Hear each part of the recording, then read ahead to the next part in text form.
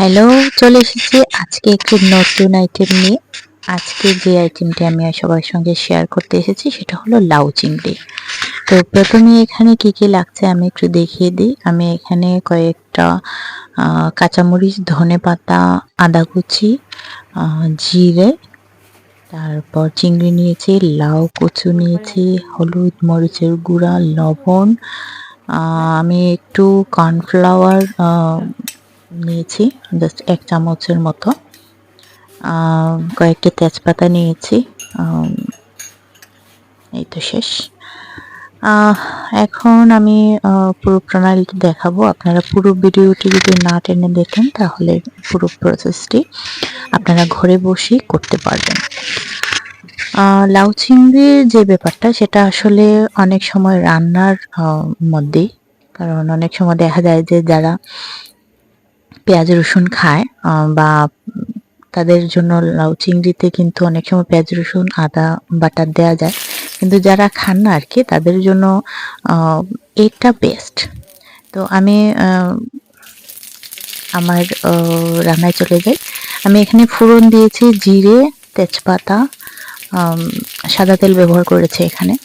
তো হালকা একটু ভেজে নেওয়ার পর আমি এখানে শুকনো মরিচ একদম অল্প, কারণ এই লাউ চিংড়ির ব্যাপারটা সবসময় কিন্তু একটু সবুজ সবুজ থাকবে বা একটু সাদাটে থাকবে। এখানে আমি কোনো রকমই ঝাল ইউজ করব না, একদমই কম। তো আমি লাউটা এখন সিদ্ধ করব। আমি আগে সিদ্ধ করিনি, যেহেতু এটা কচি লাউ ছিল। তো আমি একবারে ফোড়ন দেবার পরপরই আমি একটু লবণ এবং হালকা একটু পানি দিয়ে সিদ্ধ বসিয়ে দিয়েছি। আমার লাউটা সিদ্ধ হতে প্রায় 10 থেকে 15 মিনিট সময় লাগবে। তো 10 থেকে 15 মিনিট পর আমি দেখতে পারবো যে আসলে লাউটা কি মানে কীরকম আছে বা কতটুকু সিদ্ধ হয়েছে। আমি একটা ঢাকনা দিয়ে লাউটা একটু ঢেকে দিই।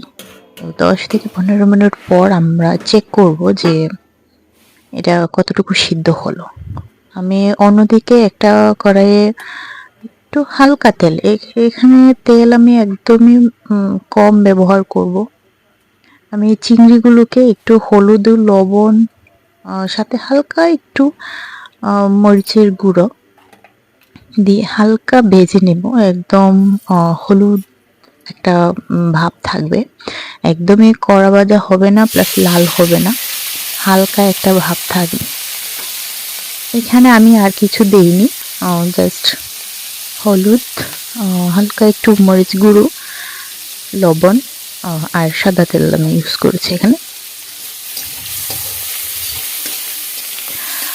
হালকা একটু ভেজে নেওয়ার পর আমি অন্য একটা পাত্রে এটা তুলে নেব, কারণ অন্যদিকে কিন্তু আমার লাউটা সিদ্ধ হচ্ছে। লাউটা সিদ্ধ হতে হতেই কিন্তু আমরা চিংড়ি মাছটা অল্প ভেজে একটা বাটিতে তুলে রাখছি।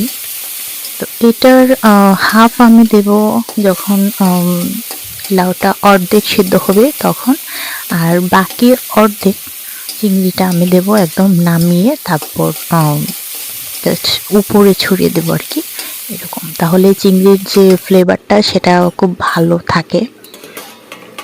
আমি ঢাকনাটা তুলে দেখিনি কতটুকু হয়েছে, বলক চলে এসেছে, প্লাস 10 থেকে 15 মিনিটে কিন্তু প্রায় সিদ্ধ হয়ে একদম নরম হয়ে গেছে লাউটা।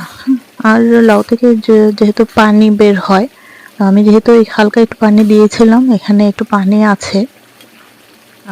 এই পানিটা কিন্তু শেষের দিকে থাকবে না, পানিটা একদমই শুকিয়ে যাবে। আমি একটু হলুদ দিয়ে দিচ্ছি, আমি 1 চামচ হলুদ ব্যবহার করেছি এখানে পুরো আস্ত একটা লাউয়ে। 2 কেজির মতো একটা লাউ ছিল আমার, কচি লাউ। তো এখানে আমি হলুদ একদমই কম ইউজ করেছি, 1 চামচের মতো হলুদ দিয়েছি। এখন আমি কিন্তু এখানে একদমই লাল মরিচ ব্যবহার করব না, আমি এখানে কাঁচামরিচ ব্যবহার করব। আমি ফোড়নে কিন্তু আদা কুচিটা দিয়েছিলাম, সেটা আসলে বলতে ভুলে গিয়েছি। আমি কর্নফ্লাওয়ারটা দিয়ে দিচ্ছি যেন ওই যে পানিটা ছিল, পানিটা কিন্তু ওই কর্নফ্লাওয়ারটা দেওয়ার সাথে সাথে পানিটা একটু ঘন হয়ে যাবে। যেহেতু এটা ঘন ঘনই থাকবে, একটু লাগা লাগা থাকবে, গায়ে গায়ে লাগা। তো কর্নফ্লাওয়ারটা দেওয়ার সাথে সাথে দেখা যাবে যে একটু ঘন হয়ে আসছে। আমরা একটু অপেক্ষা করি।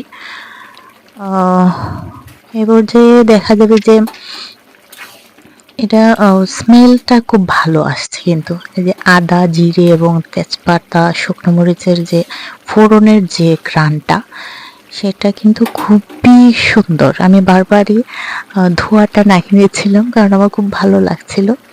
এ পর্যায়ে কিন্তু ওই যে আমি হাফ চিংড়িটা দেব বলেছিলাম, এই হাফ চিংড়িটা আমি দিয়ে নিয়েছি। আর যে বাকি হাফ ছিল সেটা থাকবে, আমি পরে এটা দেব। আমি কাঁচামরিচগুলো ফালি করে কেটেছিলাম, জাস্ট মাছ দিকে একটু কেটে আর কি। ধনেপাতা কুচি, কাঁচামরিচ দিয়ে আমি একটু নাড়াচাড়া করে পানিটা শুকানোর পর্যন্ত আর কি অপেক্ষা করব। লাউ চিংড়িটা সবসময় কিন্তু ঝাল ছাড়া হয়, মানে এত ঝাল হবে না, জাস্ট কাঁচামরিচে যতটুকু হয়। আমি এখানে একটু চিনি ব্যবহার করব, কারণ আমি সব কিছুতে চিনি ব্যবহার করি সেটা নয়। কিছু কিছু মানে খাবার আছে যেগুলোতে চিনি ব্যবহার না করলে একটু কীরকম যেন লাগে। আমি এখানে 2 চিমটির মতো, প্রায় 1 চামচের মতো আমি, চা চামচের মতো আমি চিনি ব্যবহার করেছি। একদমই কম, মানে এত বেশি না, মুখে মিষ্টি বোঝা যায় সেরকম কিছু না। লাউ, বাঁধাকপি, ফুলকপি, তারপর ডাঁটা, লাল শাক, এগুলো রান্না কচু শাক, এগুলো রান্না করতে হালকা একটু চিনি দিলে কিন্তু রান্নাটা খুব ভালো লাগে। তো এটা হলো আমার সিম্পল টিপস। আপনারা যারা এগুলো বাসায় রান্না করেন একটু দেখতে পারেন যে এগুলোতে চিংড়ি দিলে কেমন হয়। এই হলো আমার লাউ চিংড়ি, বাসায় অবশ্যই করবেন। ধন্যবাদ সবাই।